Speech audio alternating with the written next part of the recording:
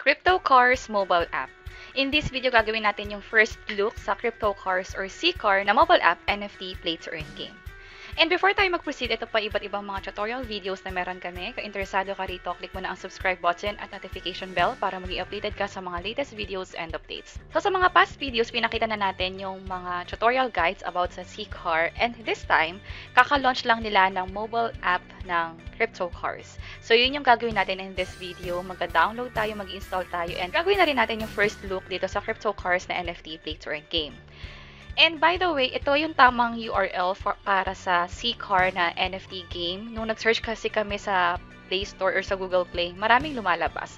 So make sure na ang developer niya is ito, and ito yung nakikita niyong logo. So dito sa phone ko, ang sinearch kong keyword is CCAR, and nagpakita siya ito. Itong pang-5. I'm not sure kung by the time natin try niya na to kung mauuna na siya or what. Pero make sure lang na tama, hindi na download yung app. Kapag naman ang sinearch ko currently is CryptoCars, hindi siya nagpapakita. Iba yung nagpapakita dito. So, ang gagawin talaga natin is CCAR yung isi-search natin. And also, kung pinapanood nyo to sa mobile app, itong video na to, meron kaming link sa description sa baba. Pag kinlik nyo yun, mariredirect dapat kayo sa tamang link kung saan magda-download nyo directly yung CCAR na mobile app. So, piliin ko na to, and then install ko na to sa phone. So, play na tayo. And dito, mag-require ng enter your ID and passwords. Yung i-enter nyo rito, dapat i-set up nyo muna siya sa CryptoCars na website. So, andito ako sa cryptocars.me. Kung gamit nyo is-cellphone, pumunta na lang din kayo sa URL na to. And then from here, i-click lang natin tong in-game wallet ko. And ang first step is click ko muna tong generate na button. So, dito, pag kinlik nyo yung show na button, makikita ninyo yung username and password ninyo. Katulad nito. System generated yung mga username and password.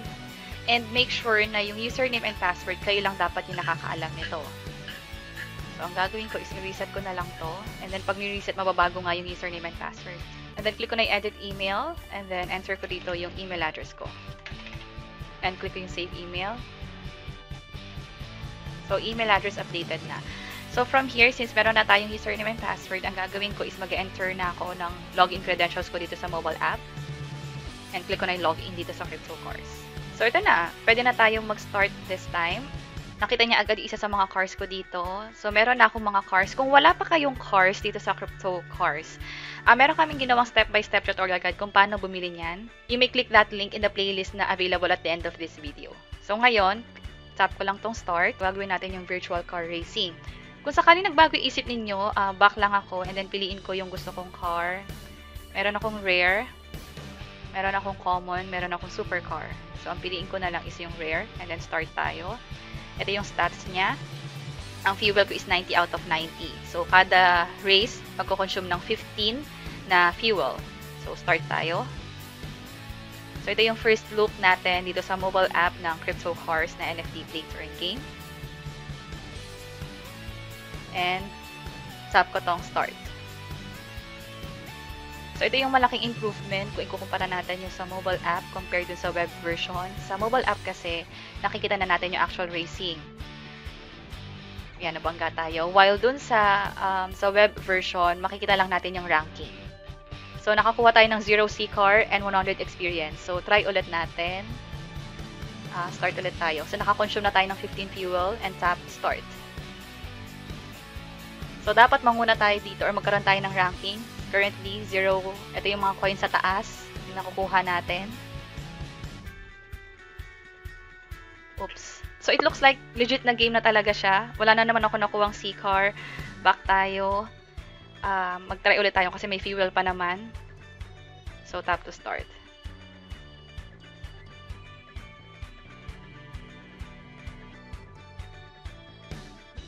Oops. Hindi pa siya ganun kadali i-maneuver. I'm not sure, baka ako lang ang problema, pero try ulit natin. Start tayo. Start. So, try ko lang. Okay. So, kunin natin yung mga coins.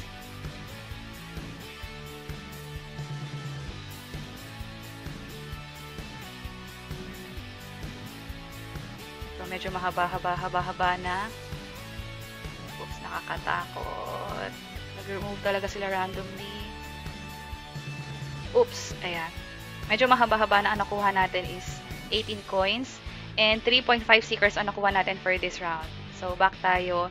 Gawin na lang natin ito mabilis, ubusin ko na lahat ng fuel ko. So, yun yung kaibahan ng mga rare, common, and supercar. Mas marami yung fuel ng mas matataas na type ng cars. Yan. Medyo nasasanay na rin ako habang tumatagal. Oops. Ito na. Nakikita ko na marami ng cars ulit. Sana walang mag-move bigla. Sabi na. Okay. So, ilang seekers kaya nakuha natin for this round? 3.5 seekers ulit. 150 experience. And last fuel ko na to. So, last attempt na for this car. Start tayo. Start. Oops. Oh, no. Okay. And loading. And 3.5 C-cars. So, ang gagawin natin is nag-update ba yung nakuha nating C-car dito sa mobile app dito sa web version. So, punta tayo sa cars. And ito, yung fuel, na-consume na siya, 0 na lang talaga. So, katulad ng sinabi ko kanina, pag super car, ay pag rare car, 90 yung fuel. Unlike pag common, 60 yung fuel. Pag super car, 75. So, yun yung kaibahan ng mga rarity ng cars dito. For rewards, dito sa rewards, pag nag-scroll down tayo, makikita natin siya as PVC Mobile. So, ito yung mga Z-car na una, wala tayong nakuha. And then, ito yung mga sumunod na. So, lagi tayong third place. It looks like parang mas gusto ko yung sa virtual race kasi nakakakuha ako ng second dito. Pero, pag nasanay na tayo, pwede tayo makakuha pa ng first para makakuha tayo ng mas mataas na C-car. Kasi pag first place ka, 10 C-car ang makukuha mo. Yun yung sa experience namin. Pag second, 7.5. Pag third, katulad nito, 3.5. Pag fourth, 0 C-car. Pero may makukuha kang experience for each race. And dito sa mobile, ang pwede lang talaga natin magawa is mamili ng car na pang race. Wala rito yung mga menu currently na katulad nito kung saan makikita natin yung laman ng in-game wallet, yung sa staking, sa marketplace, and sa car workshop. So, wala pa to. So, ito yung pwede mong gawin sa web version. Sa mobile, currently, ang pwede mong gawin is yung racing lang talaga, yung actual na paglalaro dito sa Crypto Cars na NFT plates or in-game. And that's for our first look sa Crypto Cars mobile app. Available dito sa iOS. Ipoprovide namin yung mga links to that app sa description sa baba, so you may check that.